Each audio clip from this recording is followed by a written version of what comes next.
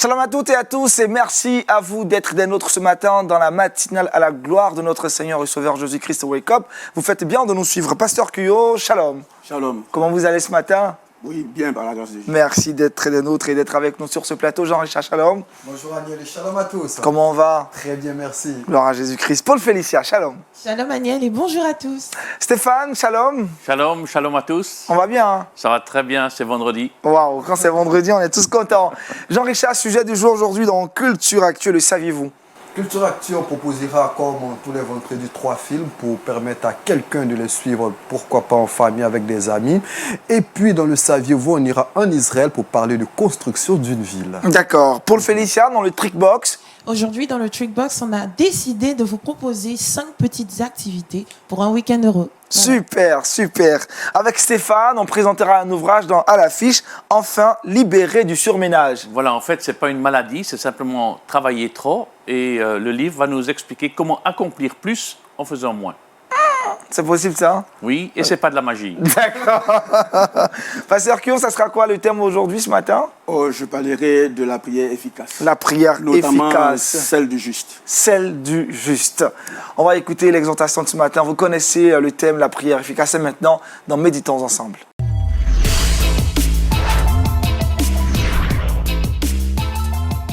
Pasteur Cuyo, allez-y, la prière efficace. D'accord. Je voudrais vous saluer au nom du Seigneur, Amen. vous invitant à lire avec moi un texte de l'Épître de Jacques, le chapitre 5, à partir du verset 12. Il est dit, avant toute chose, mes frères, ne jurez ni par le ciel, ni par la terre, ni par aucun autre serment, mais que votre oui soit oui et que votre non soit non, afin que vous ne tombiez pas sous le jugement de Dieu. Quelqu'un parmi vous est-il dans la souffrance? Qu'il prie. Quelqu'un est-il dans la joie? Qu'il chante des cantiques. Quelqu'un parmi vous est-il malade? Qu'il appelle les anciens de l'Église et que les anciens prient pour lui en loignant d'huile au nom du Seigneur. La prière de la foi sauvera le malade et le Seigneur le relèvera. Et s'il a commis des péchés, il lui sera pardonné. Confessez donc vos péchés les uns aux autres et priez les uns pour les autres afin que vous soyez guéris. La prière fervente du juste a une grande efficacité, ou une grande efficace. Élie était un homme de la même nature que nous. Il pria avec instance pour qu'il n'ait plus point. Et il n'était point de pluie sur terre pendant 3 ans et 6 mois. Puis il pria de nouveau, et le ciel donna de la pluie, et la terre produisit son fruit. Mes frères, si quelqu'un parmi vous s'est égaré loin de la vérité, et qu'un autre l'y ramène, qu'il sache que celui qui ramène un pécheur de la voie où il s'était égaré sauvera une âme de la mort et couvrira une multitude de péchés. Amen. Amen. Que Dieu bénisse cette méditation. La prière efficace, notamment celle du juste. Vous savez, la Bible nous dit que Dieu est celui qui écoute les prières. C'est pourquoi tous viennent à lui. Et dans le monde religieux, on prie. Dans le monde religieux, tout le monde prie. Mais je ne sais pas si la prière de tout le monde est écoutée et exaucée par Dieu. Jacques nous dit que la prière du juste a une grande efficacité. Mon objectif de ce matin, c'est d'encourager les uns les autres. Il y a plusieurs modèles, certes, dans la parole de Dieu, mais je voudrais les inviter au modèle que Jacques nous propose, tout en faisant recours, n'est-ce pas, aux autres modèles en termes d'exemple. Et mon intervention sera, si vous voulez, en 4 points. Le juste, d'accord, la prière efficace, qui doit prier, et quelques modèles de prière. Alors, en ce qui concerne le juste, qui est le juste? Eh bien, le juste, selon la parole de Dieu, c'est quelqu'un qui a cru et qui continue de croire, d'accord, en Dieu. Deuxièmement, c'est quelqu'un qui, par sa foi, a reçu de la part du Seigneur le pardon de ses péchés. D'accord? Troisièmement, le juste, c'est quelqu'un que Dieu a acquitté. Quelqu'un qui a acquitté de ses charges en termes de péché. Tu vois? Quelqu'un à qui le Seigneur a remis ses péchés. Dieu l'a déclaré juste. Dieu l'a déclaré juste. Le juste, c'est celui qui croit donc en Dieu, qui croit à la parole de Dieu, qui a une vie de piété, qui honore le Seigneur. Alors celui-là, quand il ouvre la bouche et qu'il s'adresse à Dieu, en vertu de sa nature et de l'œuvre que le Seigneur Dieu, par Jésus-Christ, par le Saint-Esprit, eh bien, aura fait, alors il a cette grâce-là d'avoir ses prières écoutées. Et ces prières ont une efficacité, une incidence positive, n'est-ce pas, par rapport à la souffrance, à la douleur. Alors, Jacques nous dit ici, quelqu'un est-il malade? D'abord, quelqu'un est-il dans la souffrance? D'accord? Quelqu'un est-il malade? D'accord? Qu'il prie. Qu'il appelle les frères, les responsables de l'Église. D'accord? Mais notre problème, quelqu'un qui quitte la voie de Dieu et qui va dans l'égarement, on peut l'y ramener par la prière, la parole de Dieu. C'est pourquoi notamment nous prions pour que les rétrogrades reviennent, ceux qui ont abandonné Dieu reviennent, mais ceux qui sont égarés loin de Dieu par la prière, bon, mais eux reviennent. Alors, il nous faut prier. Mais la prière fervente. Qu'est-ce que nous voulons dire à nos bien-aimés frères et sœurs qui, ce matin, eh bien, nous prennent en marche? D'abord, la prière fervente, c'est une prière qui est adressée à Dieu, notamment. Parce que quiconque adresse des prières aux anges, aux esprits, aux morts, cette prière ne peut pas avoir d'efficacité selon la Bible, parce que c'est de l'idolâtrie. Une prière fervente, c'est une prière dont le cœur de celui qui prie est pur. Donc, une prière qui émane d'un cœur pur. Deuxièmement, une prière efficace, la prière fondée sur la parole de Dieu. C'est pourquoi j'exhorte les frères et sœurs et l'ensemble du corps de Christ que nos prières soient fondées, d'abord soient orientées vers Dieu, d'accord, au nom de Jésus-Christ, mais d'un cœur pur, d'accord, basé sur la parole de Dieu, car Dieu honore sa parole. Dieu est dans sa parole. Il veille sur sa parole pour l'accomplir. Et lorsque on s'adresse à lui sur la base de sa parole, il est sensible. Il est sensible et il honore. Un autre élément, c'est une prière bien fondée sur la foi. Que celui qui s'approche de Dieu se rende compte que Dieu existe. Que Dieu existe. Si vous priez et que vous doutez, même Jacques nous dit que celui-là est comme le flot, la mer, qui est agité, étangué par-ci, par-là, qu'une telle personne s'imagine recevoir quelque chose de Dieu. Donc, il faut avoir une foi ferme. Beaucoup ont eu la foi ferme et Dieu a honoré leur foi. Un autre élément, la prière fervente, c'est la prière persévérante. On le verra en modèle. Une prière persévérante, comme Élie, par exemple, qui a insisté, qui a importuné Dieu, qui a prié de tout son cœur, avec foi, pureté de cœur, fondée sur les Saintes Écritures, pour régler un problème. Malade, souffrance de tous ordres. Il faut donc prier. Il faut prier. Sans la prière, ça ne marche pas. Tout le pays d'Israël qui a abandonné son identité spirituelle, parce qu'il était un peuple acquis de Dieu, mais il a abandonné son Dieu pour épouser les dieux païens. Vous voyez, il abandonne son identité spirituelle, il abandonne les sacrifices, il abandonne les lois, il abandonne donc le sacerdoce, il abandonne les promesses pour les dieux païens. Vous voyez, mais par la prière, Élie va les ramener. C'est pourquoi, si quelqu'un prie et qu'il ramène celui qui est égaré, alors il sauvera les âmes. Un autre sixième élément, c'est la prière avec précision. Quand on prie, il faut savoir ce que tu veux.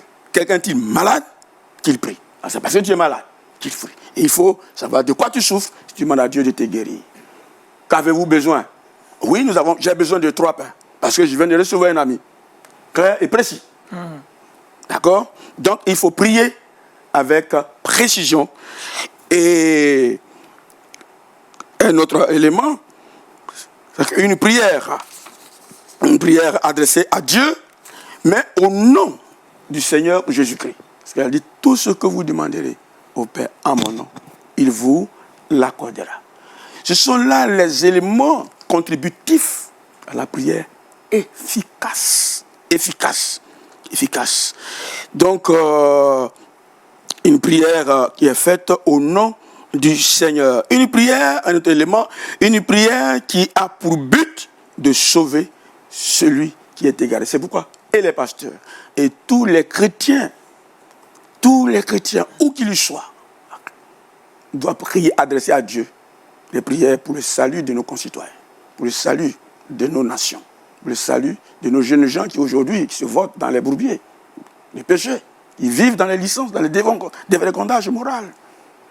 Donc, il faut la prière pour sauver ceux qui peuvent être sauvés, qui ouvrent leur cœur. Mais une prière efficace, c'est une prière qui est faite selon la volonté de Dieu. Jacques le dit. Vous demandez, vous ne recevez pas parce que vous demandez mal. Vous demandez de manière à satisfaire vos convoitises. À de telles prières, c'est comme quelqu'un qui fait une demande peut-être d'emploi et puis qui ne respecte pas toutes les formules de politesse et tout ce que vous pouvez imaginer.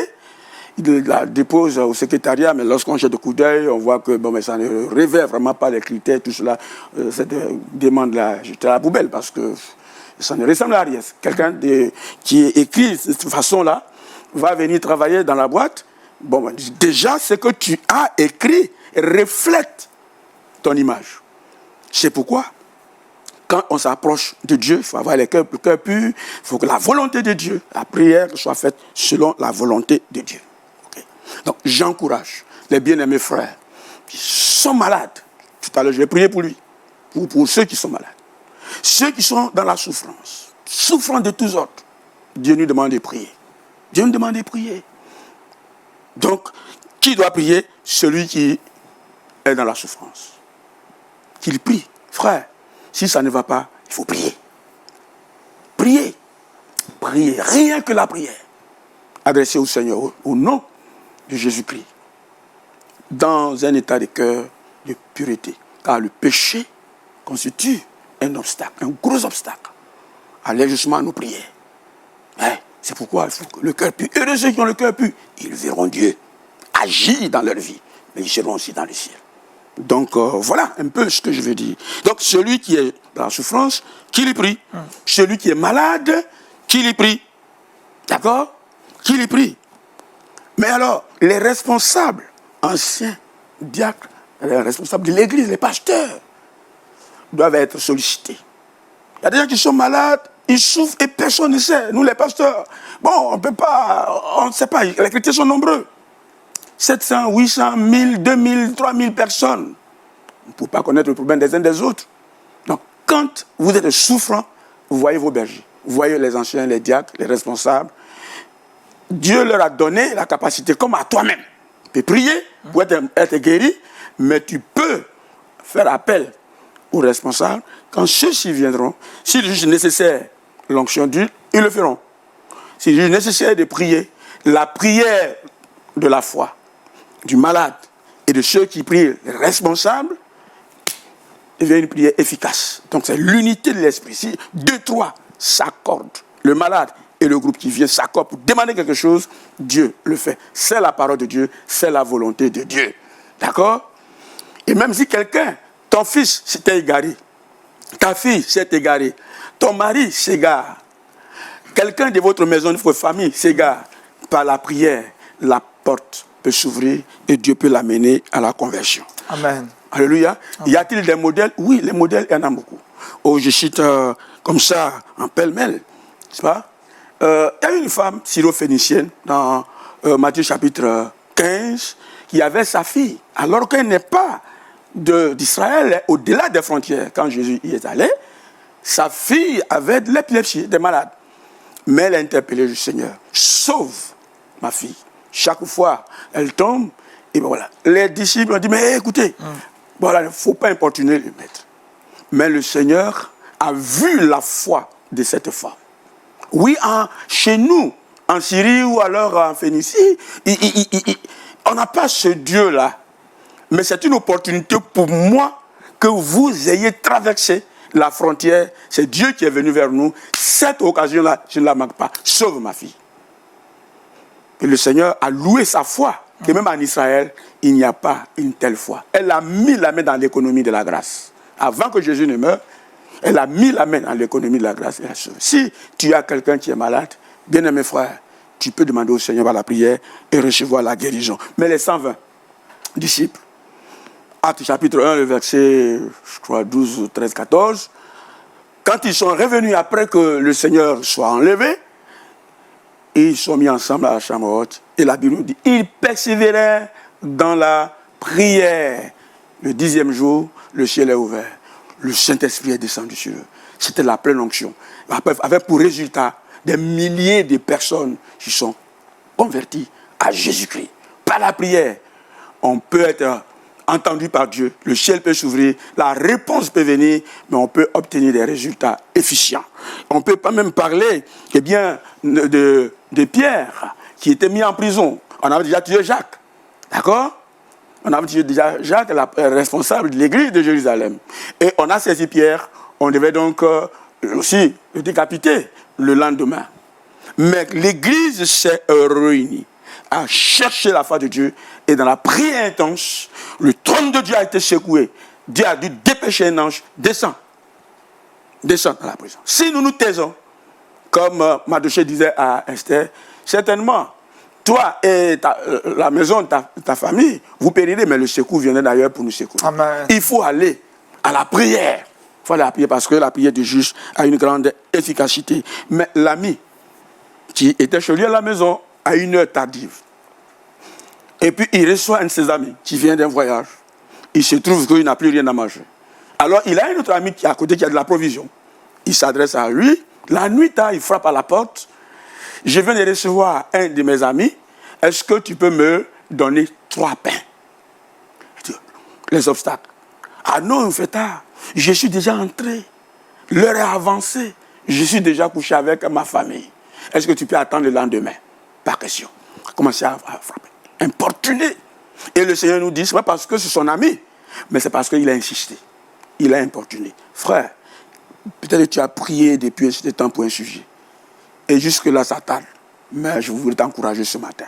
Continue. Parce que tu es juste. Le Seigneur t'a justifié. Le Seigneur t'a pardonné. Le Seigneur t'a déclaré non coupable par le sang de Jésus, par la déclaration de la parole de Dieu.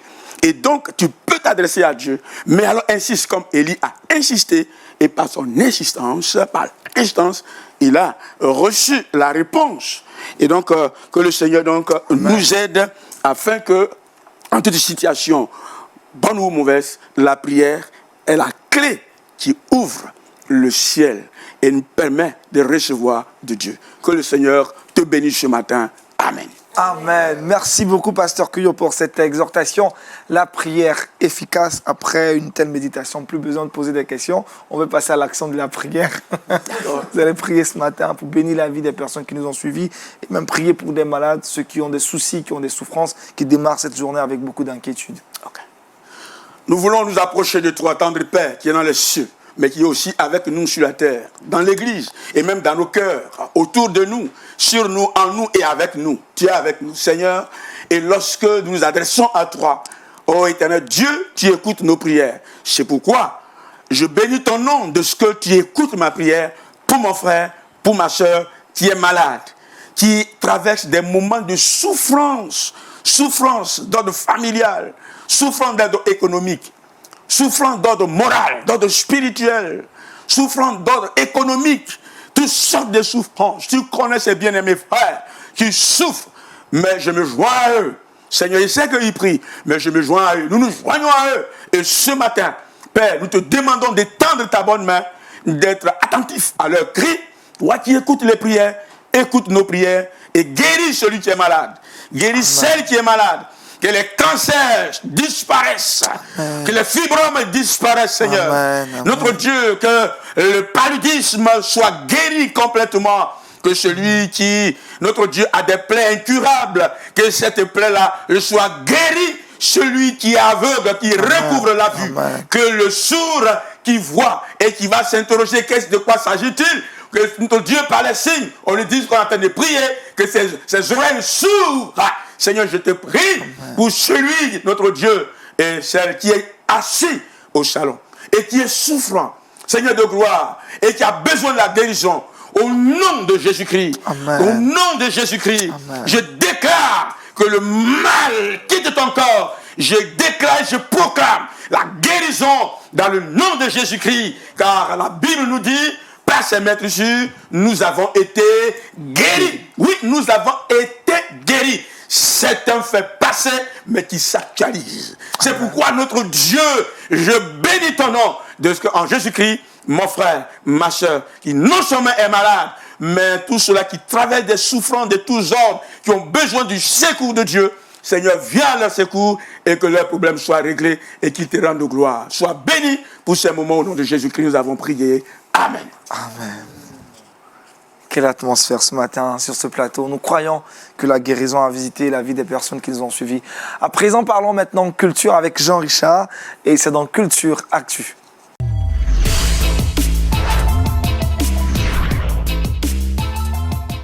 Jean-Richard, ce matin, dans Culture Actu, vous nous parlez cinéma.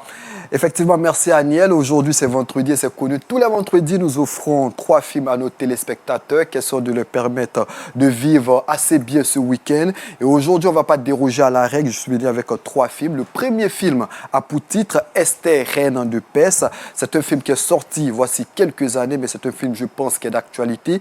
Un film de 2h13 qui revient notamment sur l'histoire d'Esther. Le pasteur en a parlé assez succinctement. On connaît plus ou moins tous cette belle histoire de cette orpheline juive qui aura contribué par sa foi, son attachement au Seigneur, à sauver tout le peuple d'Israël. Une histoire assez poignante qui, je pense, est d'actualité pour une femme qui souhaiterait avoir la main agissante de Dieu dans sa vie. Une histoire de foi, d'attachement, de jeûne, de prière, avec insistance de la reine Esther que je veux proposer à quelqu'un qui nous regarde aujourd'hui. C'est un film qui est sorti, je l'ai dit, en 2006, voici donc plus de 14 ans. C'est un film qui est donc disponible sur plusieurs plateformes. Vous pourrez pourquoi pas le télécharger, le regarder en famille avec quelqu'un qui pourrait avoir la foi à fleur de peau.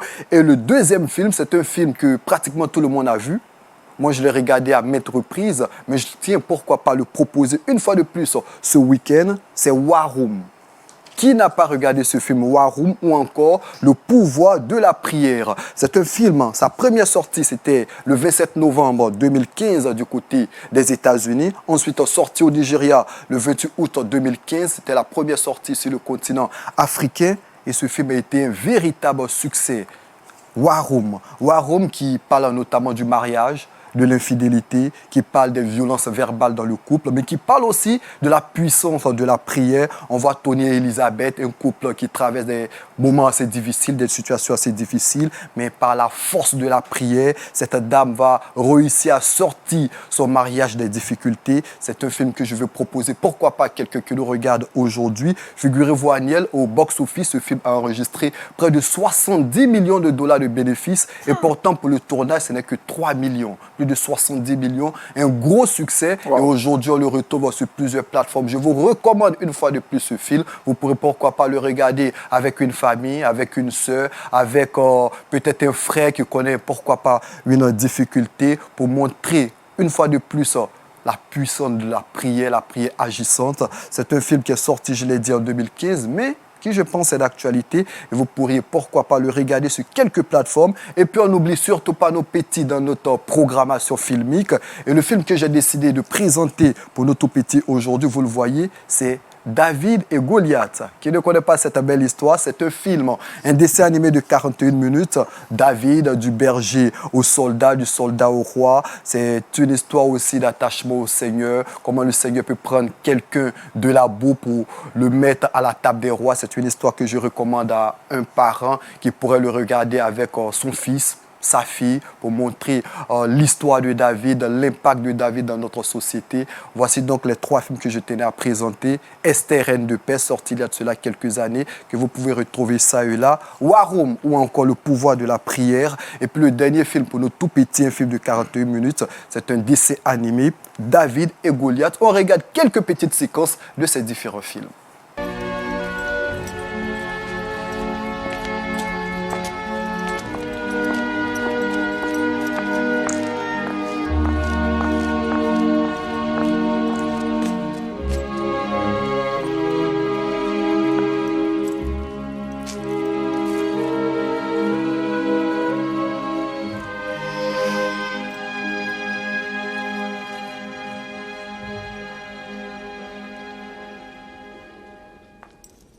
Les suivants, tous les représentants des marchands de Bactre. Ont-ils payé leur tribut? Pas encore, Majesté. Qu'ils attendent. Je les recevrai plus tard. Cela fait des mois que je patiente à mon tour de les faire.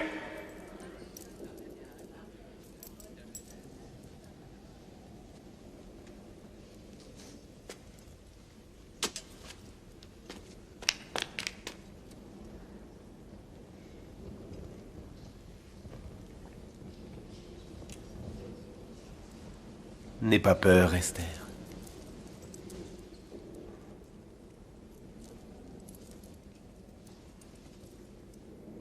Si tel est le bon plaisir du roi. Quelle est la requête, ma reine bien-aimée? Serait-ce la moitié du royaume qu'elle te serait accordée? Que le roi et Aman viennent aujourd'hui au banquet que j'ai préparé dans mes appartements, en l'honneur du roi.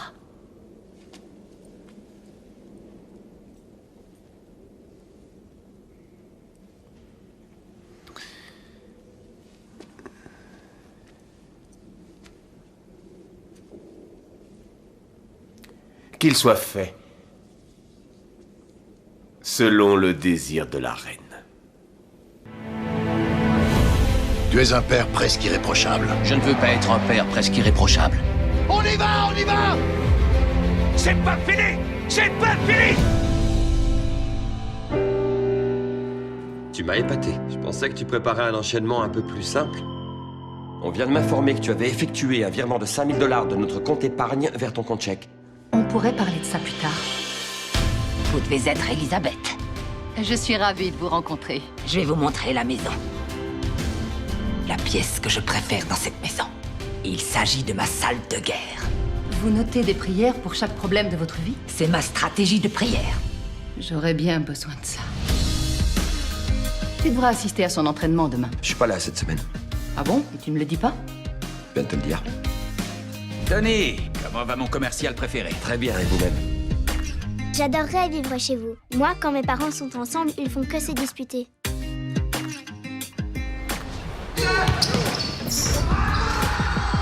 Ce soir, je sais pas ce qui t'a pris. Il fallait se battre pour pouvoir toucher la balle. Ouais, j'avais besoin de décompresser. À part se disputer, on ne sait pas faire grand-chose. Je crois pas que t'aurais envie de vivre une 3e guerre mondiale chez toi. Non, non, pas du tout. Vous vous disputez souvent. Très bien. Mais est-ce que vous savez vraiment vous battre? Vous devez implorer le Seigneur afin qu'il fasse ce que lui seul peut faire. Ensuite, vous devez vous mettre à l'écart et le laisser accomplir son travail. Et j'ai besoin que vous meniez votre combat en prière.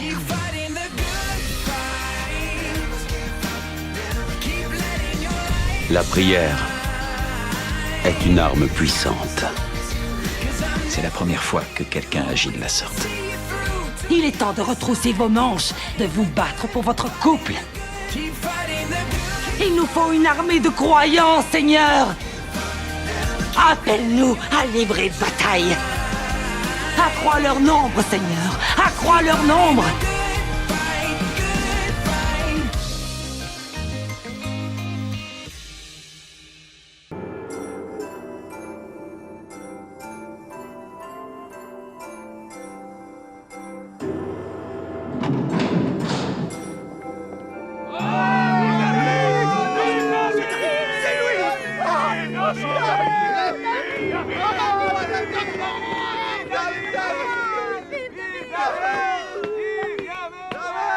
Faites silence! Faites silence! David, fils d'Isaïe, il y a maintenant 7 longues années que Saül est mort. Pendant 7 ans, les tribus d'Israël se sont battues entre elles afin de décider qui deviendrait leur nouveau roi. Les tribus savaient pourtant que tu avais été oint par Samuel le juge, le jour où Saül avait désobéi au Très-Haut. Aujourd'hui, les tribus d'Israël sont fatiguées de se battre contre les Philistins et les Jébuséens. Elles ont vu leurs fils perdre les batailles et mourir. Elles n'ont plus de larmes pour pleurer. David, c'est pour cette raison que les anciens d'Israël ont apporté l'arche d'alliance à Hébron. Ils te reconnaissent comme étant leur roi. Merci Jean-Richard pour ces différentes séquences, 3 très bons films qui se rapportent aux thématiques d'actualité et qui emmènent les parents à passer un excellent week-end. Jean-Richard, un autre commentaire à faire sur ces films? Juste rappeler assez rapidement les titres. Esther, reine de Perse, vous le voyez. Warum, le pouvoir de la prière. David et Goliath. Je précise que ces films, vous pouvez les retrouver assez facilement et les regarder en famille. Pasteur, c'est intéressant déjà de voir ces films bibliques-là. Ça nous ramène encore dans l'histoire, mais ça nous montre comment il est important de pouvoir se rattacher au Seigneur. Oui, tout à fait. Tout à fait. La parole de Dieu, c'est notre modèle, c'est la voie qu'il faut suivre. Et donc, la Bible nous dit tout ce dont par la Bible, par le passé, de nos jours, nous sert de modèle. Nous sert de modèle. Donc, si les David et autres ont combattu tout à l'heure, on en parlera. Tout à l'heure, on en parlera de mon deuxième... La prochaine fois. La prochaine fois, on en parlera. Il faut... C'est pas tout le monde qui lit, c'est pas la Bible, mais avec le film, je crois que ça édifie, ça instruit et c'est bien dit. C'est bien. Stéphane, tu as regardé Warum? Oui, j'ai regardé. Ça fait longtemps. Ça fait longtemps. Sorti en 2015, ça poignant. fait 5 ans maintenant. Poignant. C'est poignant, le pouvoir de la prière. Tout à fait. Félicia, tu l'as vu, ce film à 20 reprises aussi? Bien entendu, je l'ai regardé plusieurs fois. Plusieurs fois, super. Jean-Richard, merci. Nous avons apporté ces films. Ce vendredi, on va présenter un ouvrage dans la rubrique à l'affiche. Je l'ai annoncé d'entrée de jeu. Enfin libéré du surmenage. On en parle maintenant dans à l'affiche.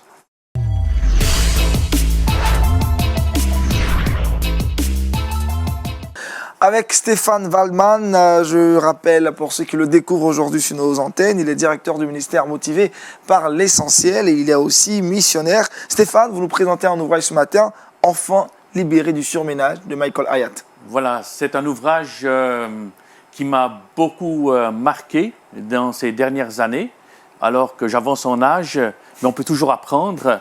Et souvent, on pense qu'on est dans un train-train quotidien, on court du matin au soir. Le week-end, c'est les rencontres qui ne cessent pas. On recommence le lundi et ça va d'année en année. Et on se dit, mais quand c'est qu'on peut enfin s'arrêter et réfléchir et se prendre du temps pour soi? Donc, en fait, le surmenage, ce n'est pas tellement une maladie, comme beaucoup le pensent ici en Afrique, mais chez nous, en Occident, le surmenage, c'est quand on ne sait plus s'arrêter. On continue, on continue, on continue, on continue, et on devient aussi inefficace. Donc, le sous-titre, c'est « Accomplir plus en faisant moins ». Et donc, comment organiser sa vie pour avoir plus de temps libre? Parce que finalement, c'est ce qu'on recherche, n'est-ce pas? C'est avoir du temps libre pour voir ses amis, pour boire un coca, pour boire un café avec quelqu'un, pour regarder un film, pourquoi pas, pour aller à l'église, pour prendre du temps pour regarder la nature et autre chose. Et pourquoi pas, bien dormir, faire une sieste, avoir des vacances. Donc, il y a 3 modules dans ce livre qui sont exposés. Et on pense, bon, maintenant, il faut y aller, n'est-ce pas? Comme on dit sous nos latitudes, mange ta grenouille. Ça veut dire il faut attaquer, il faut manger maintenant ce qui est le plus dur. Et le plus facile viendra après. Mais en fait, c'est tout le contraire. Il faut d'abord commencer par le plus facile et finir par le plus dur. Mais le module 1, c'est s'arrêter. Mais comment d'abord s'arrêter? Eh bien oui, si on veut faire un voyage, d'abord il faut s'arrêter. Et dans s'arrêter, il y a 3 choses à faire. Premièrement, il faut formuler. Il faut formuler où est-ce qu'on veut aller. Qu'est-ce qu'on veut de la vie? Qu'est-ce qu'on attend des autres? Qu'est-ce qu'on attend de notre travail, de notre famille, de nos finances, de nos loisirs? Donc, il faut formuler. La deuxième chose, il faut s'évaluer. Il faut s'évaluer où on est. Donc, il y a 3 choses, 3 satellites, n'est-ce pas, pour savoir, c'est le 3D. Premièrement, le rendement de la productivité, de l'efficacité. Ici, on ne parle pas tellement de la prière, on parle de l'efficacité de notre travail, l'efficacité de notre temps, l'efficacité de nos finances. Et si vous allez sur le site enfinlibérédusurmenage.com, en haut à droite, vous pouvez presser sur un bouton « Je m'évalue » et vous avez une évaluation de votre productivité. Et quand vous remplissez avec votre adresse mail, vous recevez automatiquement votre évaluation avec des points. Et vous pouvez vous évaluer. Ensuite, le deuxième satellite, c'est de découvrir les 4 zones. Parce que quand on a une boussole, ça indique le nord. Mais il y a 4 zones. Il y a la zone d'abord, tout en haut, qui est le nord, c'est la zone de désir. C'est là toutes les activités, toutes les tâches que je fais où je suis passionné et je suis compétent. Ensuite, il y a une autre zone, c'est la zone de désintérêt. Je suis compétent, mais je n'ai pas de passion.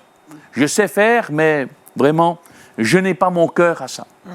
La zone tout en bas, c'est la zone de déplaisir. Notez, ça commence toujours par D. C'est « je hais faire cela ». Je n'ai pas de passion et je n'ai pas de compétence.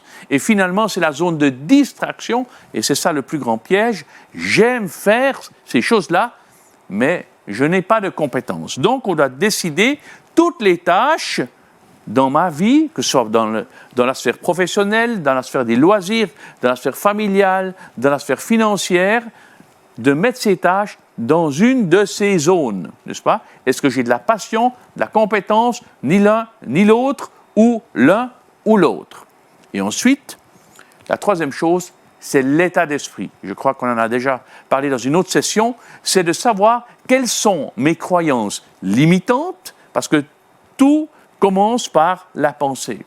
Quelles sont mes croyances limitantes qui viennent du monde, de ma perception du monde, des médias, des réseaux sociaux, de mes amis, de ma famille, et comment je peux les remplacer par les vérités libératrices. Donc ça, on s'évalue, où on est. Et ensuite, on dit, bon, maintenant il faut y aller. Non, non, non, non. D'abord, il faut faire le plein d'essence, n'est-ce pas? Avant de faire le voyage, que ce soit par avion, par moto ou par voiture, on fait d'abord le plein.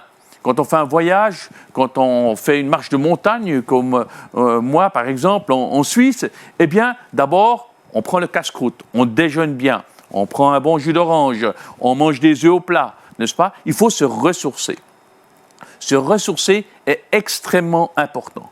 Dans le domaine du sommeil, on dit qu'il faut dormir entre 7 à 8 heures par jour, faire une sieste. Ensuite, dans le domaine des loisirs, n'est-ce pas? On a besoin de se ressourcer. On a besoin aussi de se ressourcer par la nourriture. Qu'est-ce qu'on mange, n'est-ce pas? On a besoin de se ressourcer dans plein d'autres domaines.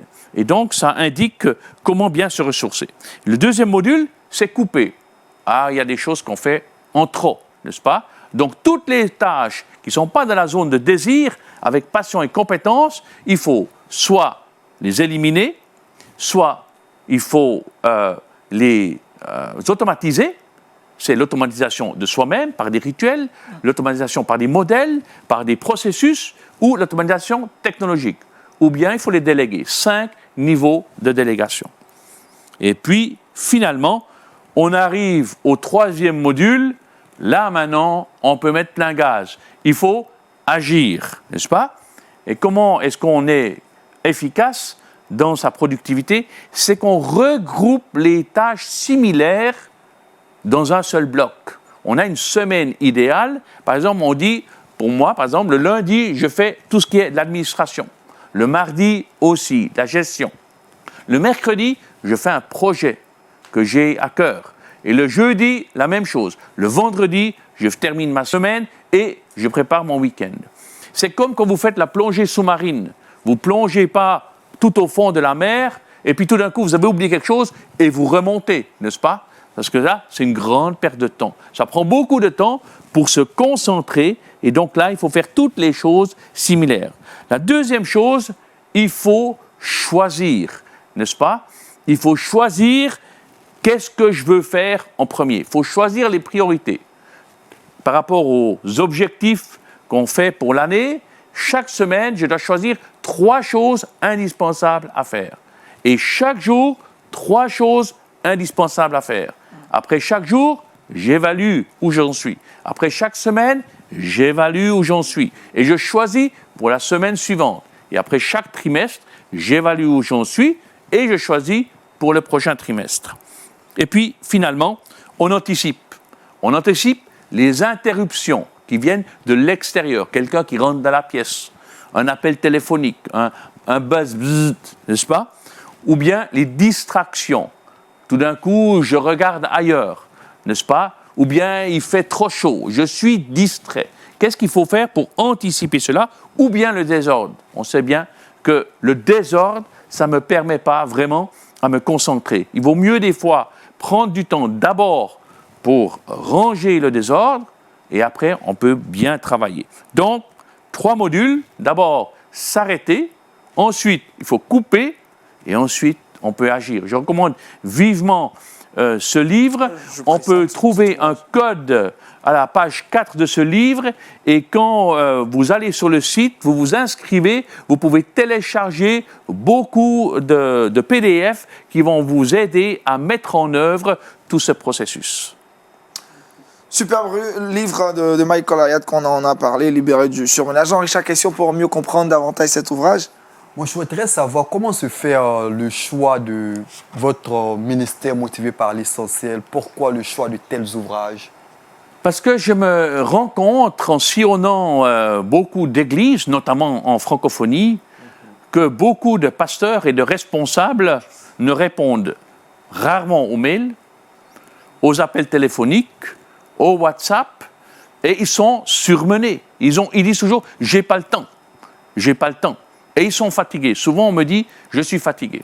Et c'est pour cela que j'ai à cœur de donner des aides pour que ces frères et ces sœurs, d'ailleurs c'est pour des gens même dans le monde du business, n'est-ce pas, des ONG, n'importe quel responsable, pour apprendre à se focaliser sur ce qui m'importe le plus, n'est-ce pas, accomplir plus, mais en faisant moins, et à bien me cibler, et à bien me ressourcer pour avoir du temps libre pour moi, pour ma famille, pour mes amis, et pour les choses que j'aime vraiment faire.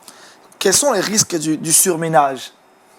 Le surménage, ça peut finalement mener au burn-out, n'est-ce pas? On peut se réveiller un matin, et moi j'ai des amis proches qui travaillent, des responsables d'œuvres chrétiennes, des pasteurs, et tout d'un coup, ils ne savent plus mettre un pied devant l'autre, physiquement. Ils ne savent plus prendre une décision. Mais moi, j'ai des amis qui ont fait de burn-out, qui est la suite du surménage, et aujourd'hui, des années après, ils sont incapables de gérer leur propre vie. Et ça, c'est un drame, aujourd'hui. C'est la maladie du siècle. Et donc, pour éviter ce surménage, il vaut mieux se concentrer sur ce qu'on veut finalement, s'évaluer, regarder où on veut aller, se ressourcer et ensuite apprendre à couper certaines choses dans sa vie pour faire vraiment ce que Dieu nous demande de faire. Finalement, il faut marcher avec Dieu. Et Dieu ne veut pas qu'on court du matin au soir. Jésus, il a accompli l'œuvre que Dieu lui a demandé à faire. Et après, il a dit, j'ai terminé. C'est fini. Il pouvait rentrer au ciel. Pasteur Guillaume, appréciation déjà de l'ouvrage sur le commentaire fait par Stéphane. Oui, je voudrais bénir Dieu pour cet ouvrage qui vient à point nommé. Le Seigneur Jésus a dit, si vous savez ces choses, vous êtes heureux, pourvu que vous les pratiquiez. Et donc aujourd'hui, ce qui est comme du drame d'une multitude de personnes, c'est qu'on s'ignore. Nous sommes des êtres humains, et si nous ne savons pas comment, on ne sait rien, il faut donc le savoir, on ne sait rien, et on s'engage dans des activités sans se gérer au plan spirituel, au plan intellectuel, mais aussi au plan physique, avec le repos, avec le loisir et tout cela, et qu'on se donne sans se reposer, sans savoir où on va, avec des objectifs précis, sans organisation et sans définition des priorités. Mais il va sans dire qu'à un moment donné, ça va péter. Donc je salue le livre, mais l'intervention brillante de l'homme de Dieu. Merci Pasteur Cuyo pour votre commentaire aussi. Stéphane, où on peut trouver cet ouvrage? Dans toute librairie, ou bien sur le site internet enfinlibérédusurménage.com. Vous avez aussi des indications dans les différents pays où on peut le trouver. À la portée de toutes les bourses. Tout à fait. Merci Stéphane. On va essayer de fois-ci parler d'astuces naturelles pour faciliter notre vie au quotidien et c'est dans le chapitre du Trickbox.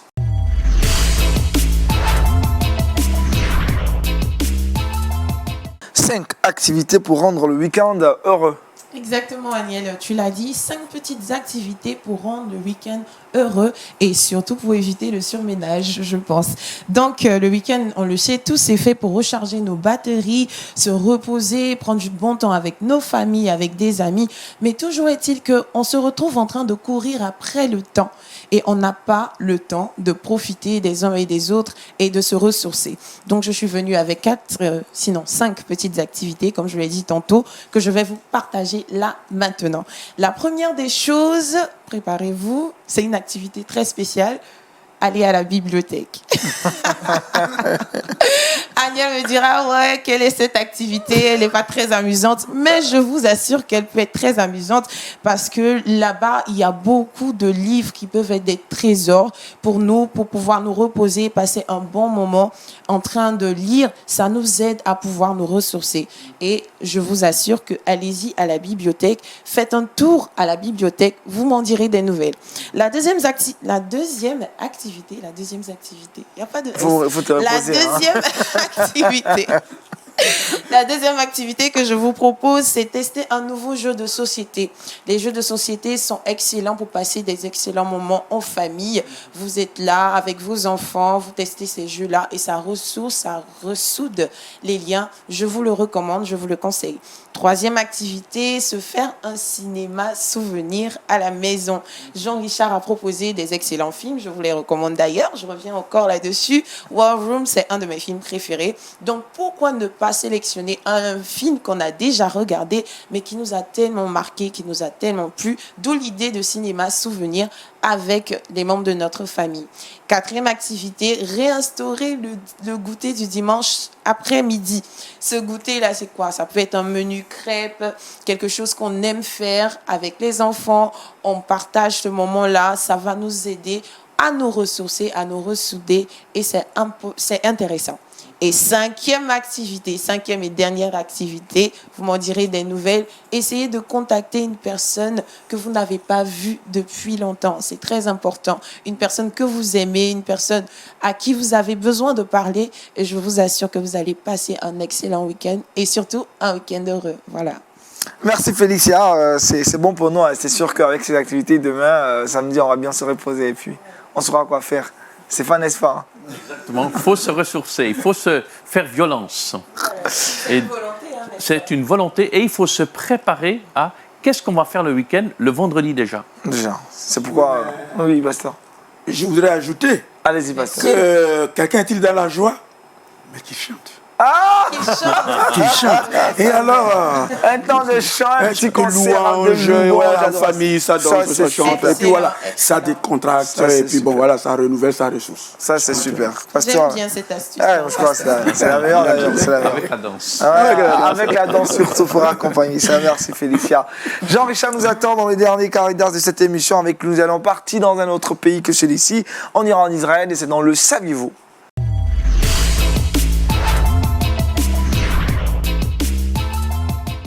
Jean-Richard, avec toi, nous sommes en Israël pour parler du culte amoréen. Merci de la culture Aniel. araméenne, c'est cela. Merci Aniel pour parler de culture araméenne. Quand je dis culture araméenne, langue araméenne, est-ce que ça vous dit quelque chose? La langue de Jésus. Effectivement. Pendant plusieurs décennies, donc, l'araméen a été utilisé en tant que langue administrative dans les empires, a été utilisé pendant la période du Second Temple, c'est-à-dire 539 avant Jésus-Christ, 70 ans après Jésus-Christ. C'était la langue parlée notamment par Jésus-Christ. L'araméen a été retenu par plusieurs églises comme langue liturgique.